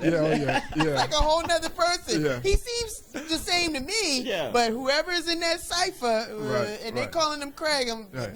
now, Granted, Yeah. it's got to be a woman calling me Craig. Yeah, Because it is yeah, females. If It's it's a female calling me Craig, yes, I didn't know females. you could do that. yeah, Yeah, I didn't know. Yeah. That's why he wanted to be on this show. Right. He wanted to kind of right. enlighten the Yeah, masses. no, because I knew. Yeah. I was being gentle. Thank you, Neil, aka Craig, But aka Neil. to the point is, when people say, well, like the guy that you were with didn't Yeah. want to give you a pound because Yeah. he didn't want to be involved with you to that degree, Ooh, because he didn't want to show himself. ooh. That's what that's about. Really. Yeah, that's what that's about. So I used to, trust me, I used to play that whole thing. And before when I was in like college, right? Yeah. Everybody knew me as Craig. Dang. I'll leave it at that. When did you change? When do you guys decide like enough is enough of being like that type of dude? Because at that time I said there's more to life than just, Just banging them out? Yeah. We can say that. All right. It's more to life. Just Simon's laughing. It's more to life. I'm still stuck on the On the Craig. On the Craig. Yeah, Craig, I'm gonna come back to you later. Yeah. A lot of my friends are going to say, hey, Craig. Hey. Yeah. Cause I did that. Cause then when I saw him the next time, I was like, hey, Craig. He said, you don't want to call me that. You don't want to know me by that. So I was like, okay, Neil. Jason, what do you want to say? Did you want to say something? Could you hold it? No, I think, but the question was, and we were saying about the importance of being friends first before you really Now, evolve into a relationship. to that point, it has to be the friendship going both ways. 'Cause Right. That goes back to what I said earlier, because a lot of times, like he was saying, a lot of times men feel a bit stifled because there's a joke that Kevin Hart said. I don't know if he's the best person to use as a ideal, but he said that when he got divorced, he went and fed ducks. Right? I'm a very spontaneous person. I will drive down the street and be like, wow, I don't know what's in that store. I'm going to go look in that store. Okay. And if you're not with a person that understands the spontaneity or things of that nature, she's going to be like, so, a store. I was supposed to believe you was in a store, right? You know how y'all do that. Right. So you do have to be friends because you don't want to have to argue with somebody all the time just because I'm very inquisitive. If I see this store, like a thrift store or something, I want to go in there. I want to see what's in there. You know what I mean? And I do that all the time. But you can't do that if you're in a relationship with the wrong person because they're going to be like, store. Really? So they got to be open and interested in what you're interested in, Yeah. or at least open to checking it out with you, because they know you're interested in it. Yeah. And then I'm like a big nerd, so like I collect comic books. I collect, I literally have toys. You know, like the action They're not figures. in the bed, are they? No. Okay. No, All right. no, Okay, that's fine. As long as you have No, just on display. Just on display. You know, just on I'm display. asking for the But- women. We need to know. Y'all can because ask me sometimes- anything. That's fine. You're just cracking up on that. We're just asking for the But women. I'm saying, like, a woman would have to understand, like, Yes. I will stop in a comic book store and look around because that's just something I like That's to do. fine. Some You know people what I'm stop saying? at record stores or just I do that whatever too. the thing, and some people must see every Marvel movie that comes out, and that's fine. Yeah, those are that's fine. You don't have to change that, but I think just in clarity. familiarity and I guess over the evolution of time, as you get to know one another, I find what happens is there are still people that are still enticed by the aesthetics. And so then they don't put in the time to get to know you as a person. Yeah. So then after the aesthetics dies down or we've gone 50 pumps, then it's like, what are we, what are we really trying to do here? Like there's really like, you know what I mean? Like nobody knows. So there's people like don't know my middle name, don't know my favorite color. They just wasn't. You don't need to know that. They just didn't really. She's not putting that on the show. I'm not putting it on the show. They'd be like, I know what Michelle's favorite color is. That's a question when you get in the inner circle. These are things that you find more out about me or the person that you want to get involved in. But I think you do have to put in time. I think conversation is a lost art. We do a lot of things through texting. I think that's unfortunately I'm gonna be a girl for a second. Women don't necessarily like to be asked out via text. And I'm not saying that the guys on the couch do that, but I think men in general sometimes say, hey, hi, what you doing? What's up? What you doing tonight? And they're asking women out on a date via text messaging. Now, if the female is okay with that, that's fine. But I think the whole art of picking up the phone and just talking to the person of interest and just saying the same thing you would say in a text is, so I think that it's more genuine and it's more sincere and it has more intent. It has more intention because text messaging, if you didn't get her, she don't respond in an hour. Do we cut and paste that text message and move on to the next person because it's you know what I mean? So, now, here's the thing. Now, and I agree with everything you're saying. Okay. However, there's the flip side to that. If you call too much, oh God, he's all on me. He just smothered me. Blah blah blah. Now I want to argue with that. That depends. Yeah. If she really into you, you can't call her too much. Yeah, that's true. Yeah, it's that's never true. a bad But if time. you're chasing her and she's kind of like, it's okay. This guy gave me some attention. Then, oh yeah, you the boogaboo, you whatever. Yeah. Why just keep blowing her? Right. It depends on how much they like I don't you. deal with that issue myself. Yeah, You know what I'm saying? no. 'Cause, Oh, it's I'm like I got it going on. I don't have that problem. Because I remember there's some people like you call, and they're like they feel like they'll call you as out of respect. Yeah. And I said I don't. If you feel like calling me, call me. If you don't, then don't call me. Yeah. But don't call me because I'm calling you. Yeah. That's like fake. And I'm saying to myself, right then and there, I like okay, if I get the vibe that I'm bothering you, trust me, dude, I'm not calling you. Yeah. I hear a lot of brothers saying that because like a lot of my boys, they'll be like, man, this chick, she's like, you text, why don't you call? I call, then she this, that, and the other. And it's like, because That means she wasn't that interested. yeah. And I mean, because me personally. But on the other side, though, you do have people that have, like in my case, I have people, a woman, she has a kid. He plays baseball, like AAA, real big, right? And I'm just, like I said, I'm just forming this relationship with her, right? And I understand this baseball, she's busy. I get it. But she makes the idea of actually saying, okay, you know what, I'm still going to call you. To me, that that does Exactly. wonders. That Yeah. does wonders for Yeah. me. Because I'm like, okay, you took the time out of your busy day, even if it is just to text me, because I'm different. Because I'm not like, I'm not so glued to like conversation, but communication is important. So Yes. it could be text or phone. Right. But that works wonders for me because that tells me that there's an interest here. If it's like blank or I hear crickets, then obviously I know you're not really into me like that. So I'm like, okay, you know what? Done. I got the lesson. So Okay. that's it. Okay.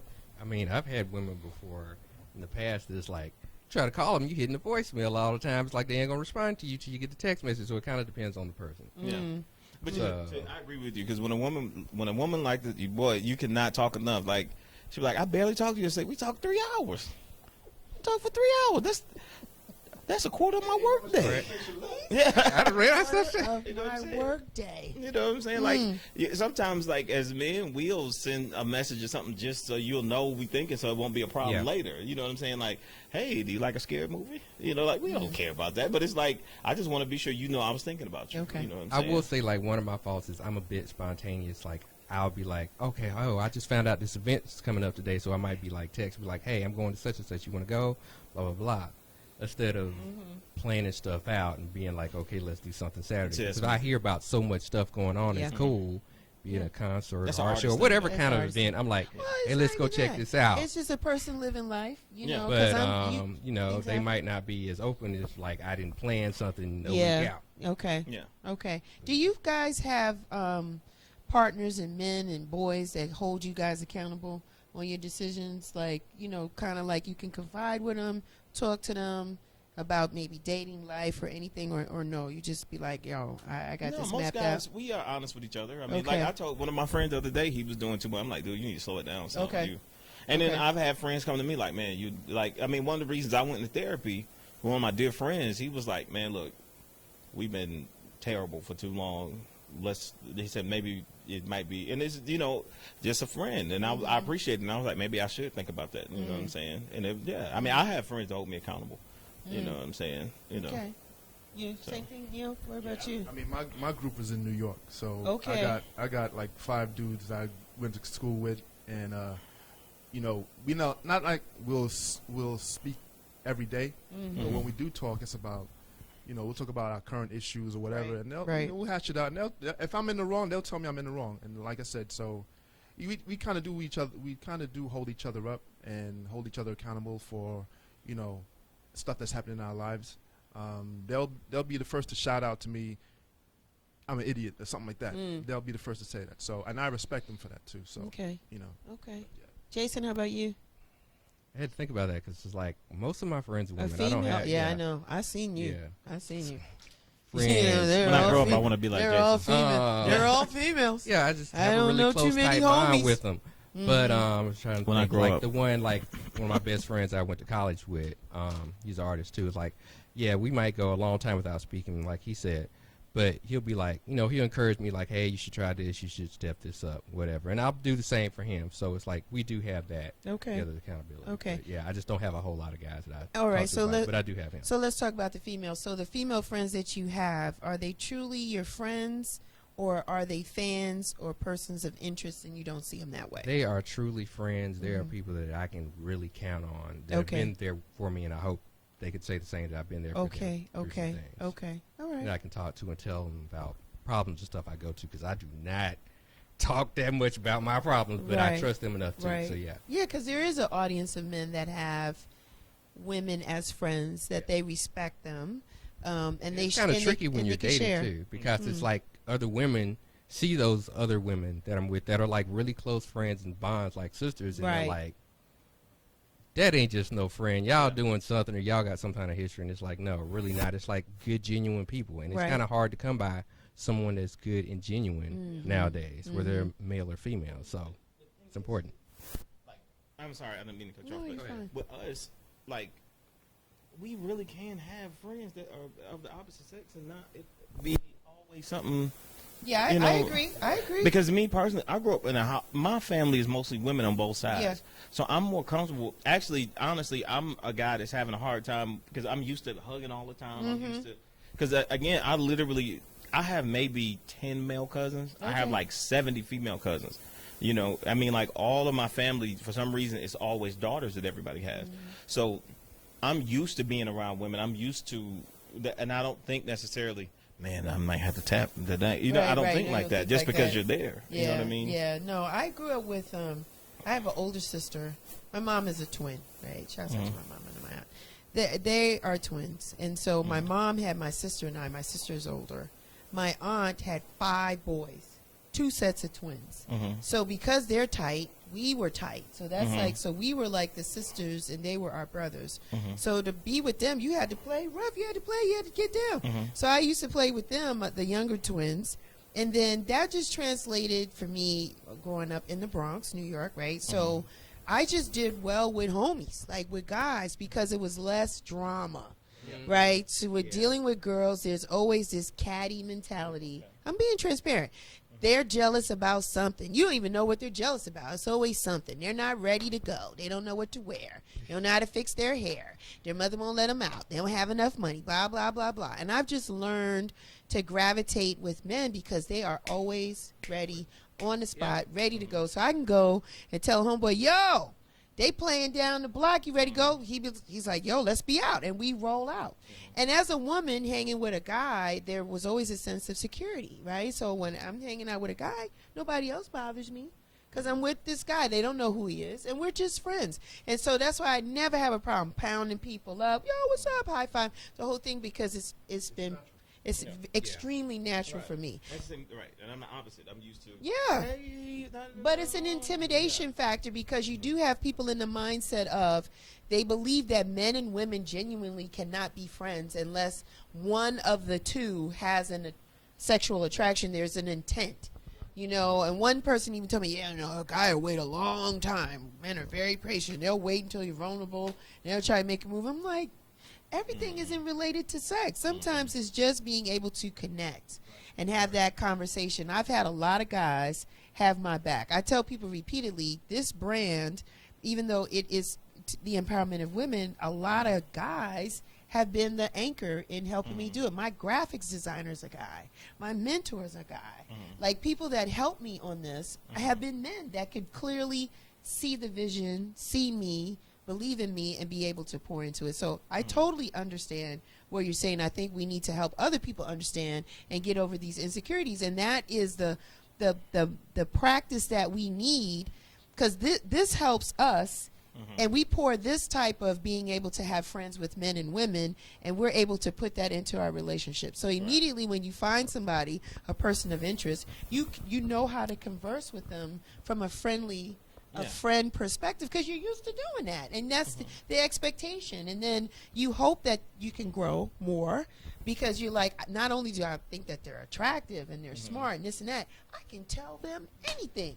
We could talk about anything. I find that relationships now are segregated, right? So certain within marriages or just boyfriend and girlfriend, there's like, I can tell them everything but this.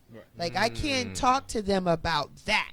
Because then they got an opinion, they swell up their face, they put their hand on their hip, they got something to say, just like with the whole want to run hot dogs. Like, I want to can't talk to certain people about certain things because they're very opinionated and they're not open. Whereas the friend, you're able to tell them anything. I tell people that we as human beings are more apt to do something that will hurt the person that we love than we will to a best friend. There are certain things to my friends I would never consider to do to hurt them. Are you serious? I wouldn't do that. But I would have thought about it with somebody that I said I loved, because I thought they couldn't handle it. I didn't think I could talk to them about it. I didn't put their feelings in the same trajectory as I did with my best friends, because my friends have been like my backbone, especially coming from New York, right? I'm here 30 years. I have no blood but my son. So my friends have held me up. So I'm like, I'm not double-crossing them for you. Get out of here. We're not doing that. That goes back to your relationship with your best friend. Yes, that's why it's important. But this is the whole maturity piece. Now that we're older, we understand that the aesthetics is not as important as it used to be. It's nice. Yeah, when you roll over, you see that person, hey, you want that nice smile. Yeah, you don't want to roll over somebody that looks scary. Wake up in the morning and all that. Goodness. Nobody trying to do that. But it's not as important. Right. It has weight, but it's not the one important thing that in Neil's case, he was like, yo, she's bad. He married that person. You know what I mean? And some of us have done that. We've got involved with people because they just looked so fine. They were just so fine. We just assumed everything else about them was dope.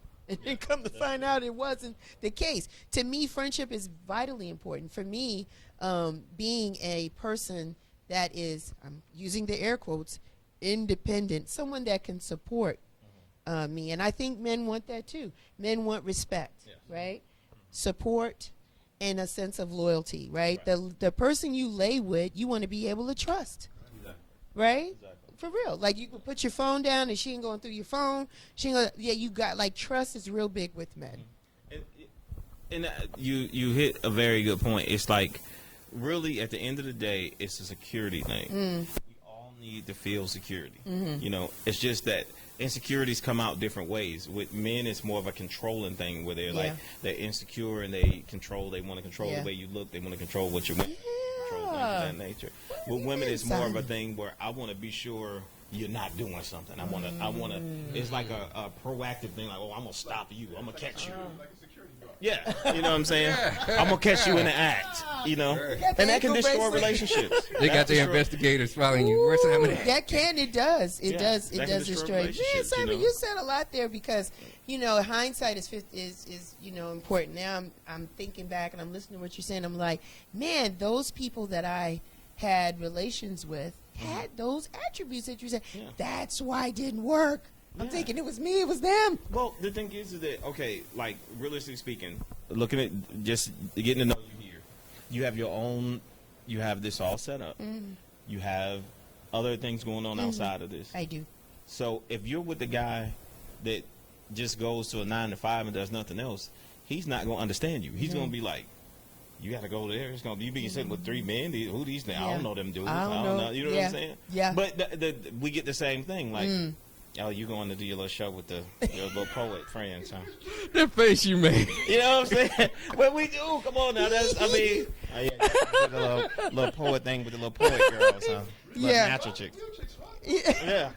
What's a real chick? Yeah, You know how y'all do that? Like, I'm not real chick enough for you? What's wrong with you? Real chick. It's really? Yeah. You know. It's heavy. It's heavy in here. But that's real talk. That's what it is. You know, it's just and you have to be with a person that's secure. It's like, you know what? I'm gonna go support you. What do I need to do while you're doing that? Right. You know what? Since you're gonna be doing that, I'm gonna have your dinner ready by the time you get home done. You know what? Since you're doing that tonight, I'm gonna go work on this so we can both have some type of growth. But most people don't do that. They look at it like this is the pinnacle of where they. You have people who peaked in high school. Who that's the best that they ever did was high school. Wow. So they're like excited whenever something in high school. Oh, my high school is doing something. Yeah. Really, I'm going. They still go to games. They, you know, you 40-something years old. What are you going? You don't have no child there. No right, more. right, you know what I'm saying? right. So it's like, yeah. You know what I'm saying? I could have been the best. Oh man. You know, so it's like you're still growing. Yeah. So if you don't have a man that understands constant elevation, y'all gonna end up in the same place. Yeah. You know what I'm saying? If I don't have a woman that understands constant elevation, you know, like, well, you tour with your man, that wasn't enough. No, it's not. I'm not done. That was a part of something that got me somewhere else, and I appreciate that. That was the best, time of time of my life. Now this new time is something new, and it's time to keep growth going. Last question. Well, I may have another one. Do you look for the qualities that your mom has in the women that you date or you're interested in? Neil saying yes. Simon's squeaking his face. I got nothing from Jay. What do we look for those qualities that our moms had in the women that we're dating? Let's start with Neil. Neil, how do you feel, Neil? You want No, yeah, that? I mean, because you love your mom. We all do, right? Yeah. So my parents, they passed away. Okay. But I just remember my mom was always caring. And that's one of the things that transpires with me. If you're a caring individual and not into self, that goes far with me. So for me, I mean, my mom was like 5'2". I mean, she was barely enough to walk. Okay. But she was like the matriarch of not the immediate family, but like everybody. Yeah. And with that, it was like she didn't cast any judgment on anybody. She wouldn't finger point at anybody. It was more or less, we're a family. We'll go through it together. Everybody together. Aunts, uncles, whatever. We go through it together. And that's what I kind of look for. Someone who's like, it's a team. Okay. If it's like I'm here and you're over here, or we're separate, it doesn't work. You got to come to an agreement where no matter what, against all odds, we're a team. Okay, West Indian culture, right? Expecting to grew up domestics, right? Cooking. Do you expect your woman to have those traits, or not really important? I'm not into food, so it don't matter. My man, that's my man right there. Yeah, I'm a burger and a steak. A burger and a steak is fine with me. Yeah. Red Stripe or Heineken? There you go. Jay, Corona actually. Corona. All right. So Jay, what do you say? What do you think? You want someone like do you want are there some qualities in your mom that you expect or you're looking for in the ladies that you definitely. date? I mean, my mother was very supportive of my father, very family oriented, and she, looking out for her and, all my brothers and my sister. But also my dad and him starting his side businesses outside of work. She was like right there with us, so firewood, and she was like right there in the woods with us. It was like the family business. She supported him through everything. I think that's a great quality to have. She's always been a very caring person. So yeah, those are things I look for in a woman. Yeah. Okay, all right. How about you, Simon? Now here's another. I don't know how to put it. Interesting, I guess. I didn't have a good relationship with my mother until I was an adult. Okay. She was there, but we didn't have like the best relationship. Okay. So with me, I more look for what my grandparents had because that was pretty much where I was raised with my grandparents. Okay. I'm one of those, I guess, people tell me it's odd for a black man. I'm like this with my dad and me are like this. Right. I would literally, if somebody was shooting, I would jump in front of my father. Like, that's how much I love him. Okay. My mother, we are now close, but I was probably about 28 before she and I had a relationship. Okay. So I have a different dynamic because I look, as far as what I think relationships are, is what I thought my grandmother and grandfather had. That's fair. So that's who I actually saw as far as, like, you know, like he said, with my grandparents would interact. You know, my grandfather would walk in like, your boyfriend know you here and stuff like that. And that's what I saw, like, okay, this is what relationships should be. I don't look for, my mother is a very, I love my mom, so I don't want to say something like I'm being negative. She's a very intense person. So that's the last thing I look for. Okay. You know, and that's not that I don't love my mom, because I do. But I couldn't live with that every day of my life. Yeah. Understood. Well, that's our time. Okay. I think I asked all the questions. I think. Okay. Yeah. I think. Oh, they sitting back like, yeah, this was good. We had some fun, like cross legs and things like that. So for those that are listening, how can people get a hold of you? Let me ask it this way, because I know I have two creatives. So, Jason, do you have anything coming up? How can people get a hold of you, follow you, find you, your artistic self, that kind of thing, blah, blah, blah? Okay. I do have something coming up. I Heart and Soul at Cat's Cafe in Midtown Atlanta. Right. That's going to be on June 12th. I'll be painting live. We have a bunch of amazing singers, Deborah Miller, Maya Naida, Kai Martin, and we have on guitar, Billy Odom. So great, cozy environment. Doing that June 12th. Best way to reach out to me, find out what I'm doing, follow me on Facebook and Instagram at JHigh Art. It's JHIGHART. Got it. Thank you. Simon. Simon Stone. You can follow my band, Heavy Mojo, everywhere. As far as me personally, Stone Johnson. It's Stone, JONZON. That's my personal, as far as like most stuff. I'm going to start posting a lot more stuff because I haven't been performing lately, but I'm about to start. I'm doing on the 25th. I'm performing with the Punani Poets. Really? I'm doing, yeah. Punani. Please believe it. Please believe it. I have this Wednesday, actually, I'm doing the Grown Folks podcast with Nicolette Brown. She's a real dope poetry artist. And then I'm about to drop my second solo EP, Emotion Sickness, in July. Nice. So you're busy. The timing of this was great. Listen, I appreciate you. Then I'm also starting a podcast myself. Oh, actually, really? after the show go off, I'm going to ask you some questions. Okay. But, yes. Offline. Yes. Pass the mic to my friend over there. Neil, how can they get you? So they can't get me. So.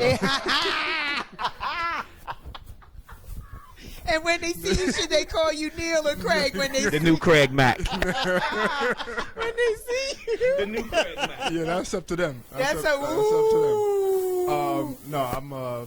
So if you want to see me, I'm usually at the house music places. Yes. So that's where I'm at. Other than that, I'm at work, and that's it. So, Yeah, you know. if you want to get at them, DM me, Right. and I'll filter There you and go. see There you go. if you're eligible to get to Yeah. my man over here to the left. NeilCraigMack.com. I'm sorry. No, you can take it, though. We just made some stuff up. That was cool. That's my time. But I have some announcements. I got some things that's going on. First of all, I want to thank my virtual assistant, Sean Williams. She does a phenomenal job in helping me continue to birth and grow this brand. For my guests, she always reaches out. That's the person that sends emails and things like that. And yesterday, her daughter graduated from Martin Luther King High School as a salutatorian. So shouts out to the Williams family, as they are Yeah, there you go. Beautiful people. She was a salutatorian, and that's Vince and her husband. I love them. They have embraced me as part of the family. So thank you for allowing me to share in on that yesterday. So we're all the best to her and her endeavors going to college. So there. So next Saturday, first of all, this is Gemini season. Thank you, Lisa Lee, for letting the people know that it is Gemini season. I do like Taurus people, and I also like Geminis that are born in May, but when we are in June, yes, that's the real deal. So we got a lot of birthdays and things coming up this week. My son's birthday will be on the 4th. I am a week from today. Yes! But I like to do community things for my birthday. Yes, I do. So next Saturday, you better know it, we're having a financial management workshop at the Philip Rush Center. You need to be in the place. We talked about money today. We've been talking about money on a couple of different segments and things like that. I got Carl Agar, the money expert. Not only does he know about financial, he knows about real estate. I would implore you to make sure that you come into this space. We're going to start talking at about 11 o'clock next Saturday at the Philip Rush Center. It's on Eventbrite. It is on Facebook. You need to register so you can get yourself in the seat so that we can empower the masses and understand how to move this money. Where is the money? Follow the money, blah, blah, blah. A lot of times relationships don't work because somebody ain't making the money.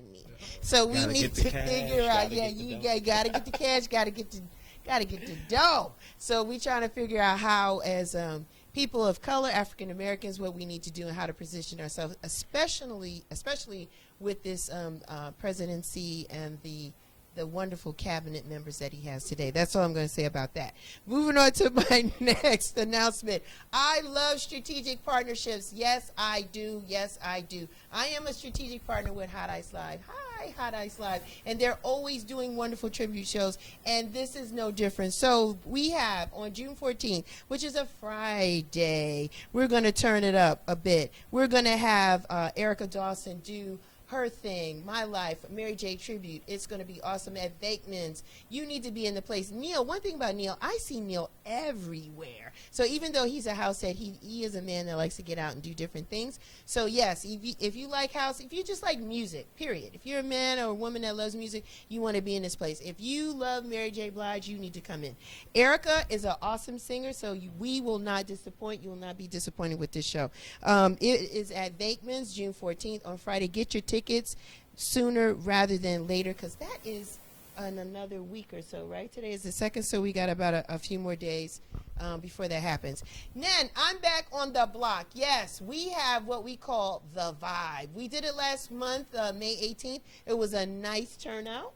Jason was there. Jay came through, so we're back at it again. We're doing it on June 29th. DJ for today is going to be DJ Butter. One time it's a guy, another time I'm going to have a female, and we're just going to rotate all the quality DJs that I know. Come through, socialize, network, and be inspired. We're going to have people that come through. We just have conversation, and music fills the background, and we eat, and we talk, and we get to build and connect, and we can't do these kind of conversations. And we dance too. And we can't have these conversations in the club at night because some people are being AKA something else. So we got to be at different places so we can have the conversation. And then lastly, yes, because I love being a strategic partner and collaborating with other people. This is no different. For all the house heads I'm talking to, you need to be a part of this cruise. Tri-Tambor Cruise in 2020. Dates were released last week.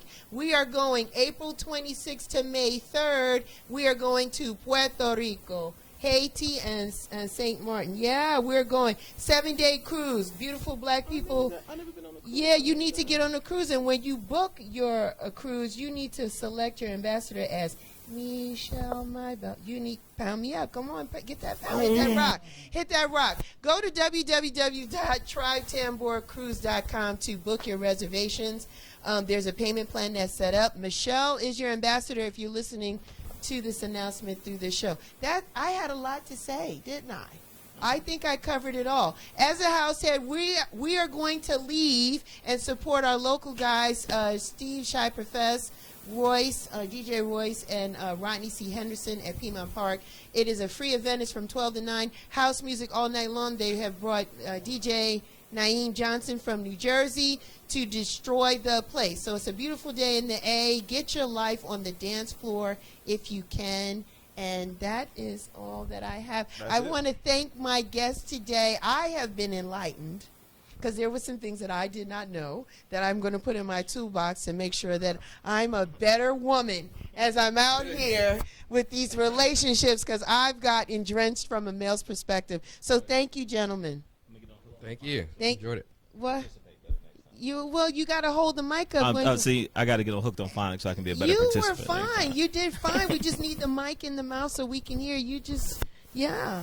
We'll talk about that. Thank you so much. I appreciate you having me. Podcast and all that kind of stuff. So thanks. That's my time. Until next time, you guys take care. Find me on realchicksrock.com. That'll let you know that I'm on everywhere. I'm doing it all. Until next time, take care. Continue. Rock on. Bye. Bye.